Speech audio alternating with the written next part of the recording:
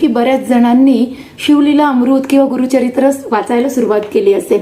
त्यामध्ये भस्मांचं खूप महत्त्व दिलेलं आहे।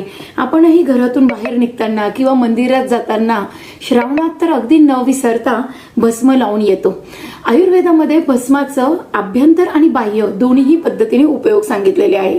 यशत भस्म, टंकन भस्म, शंख भस्म हे बाहेर लावायला देखील अँटी फंगल, अँटीबॅक्टेरियल आणि त्वचेच्या आजारांवर उपयोगी सांगितलेलं आहे। तुमच्या रोजच्या वापरातली घाम कमी करणारी, दुर्गंध कमी करणारी, उष्णतेत सुसह्य असणारी जी एक पावडर आहे, तिचं नाव तुम्ही मला मेसेजमध्ये सांगू शकतात। तिच्या मागच्या बाजूला बघितलं तर तुम्हाला टंकन भस्म सापडेल। ही आयुर्वेदाची खासियत आहे। परंतु आपल्या साऊथ इंडियन भागामध्ये गृहिणी असो नाही तर पुरुष असो दररोज आपल्या इथे विभूती किंवा भस्म लावत असतात।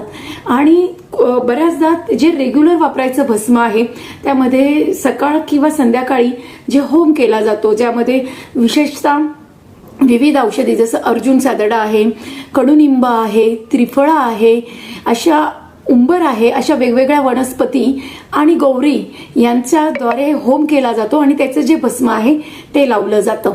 बरं, आता या भस्माचा अजून एक खूप छान इंटरेस्टिंग गोष्ट सांगणार आहे। हा व्हिडिओ तुम्ही नक्की बघा आणि तुम्हाला आश्चर्य वाटेल की इतकी क्षुल्लक गोष्ट कशीरित्या काम करते। तर हे बघा, हे जे आहे ना, हे आपल्या इथे दिसणारं स्तफनी नावाचं मर्म आहे, हे आवर्त नावाचं मर्म आहे आणि हे शंख नावाचं मर्म आहे। जेव्हा ह्या बाजूला भस्म लावलं जातं तर काही प्रमाणात ह्या इथल्या मर्मावर दाब येतो। जेव्हा पूर्ण आडवं भस्म लावलं जातं असा का होईना दाब पडतो। जेव्हा मर्मांवर एखादी गोष्ट अप्लाइड केली जाते किंवा त्वचेवर एखादी गोष्ट लावली जाते, आपली त्वचा ती गोष्ट शोषते, शोषून घेते आणि त्यातल्या त्यात भस्म जर औषधी असेल, शुद्ध असेल तर त्याद्वारे प्राणवायूचं नियंत्रण व्हायला मदत होते। मी कॉलेजला असताना कपालेश्वरला जेव्हा जायचे ना, तिथे एक भस्म लावलेले वृद्ध गृहस्थ होते जे तिथे सेवा द्यायचे। त्यांना बघितल्याच अगदी अगदी म्हणजे असं प्रसन्न आणि पवित्र वाटून जायचं। वारलेत ते आता, कारण आपण आपल्या साधनेसह जेव्हा भस्म लावण्याची प्रॅक्टिस करतो ना, त्यासोबत एकाग्रता निर्माण होते, शांतता निर्माण होते, खूप ओव्हर थिंकिंग करण्याची जी सवय असते ना ती पण कमी होते।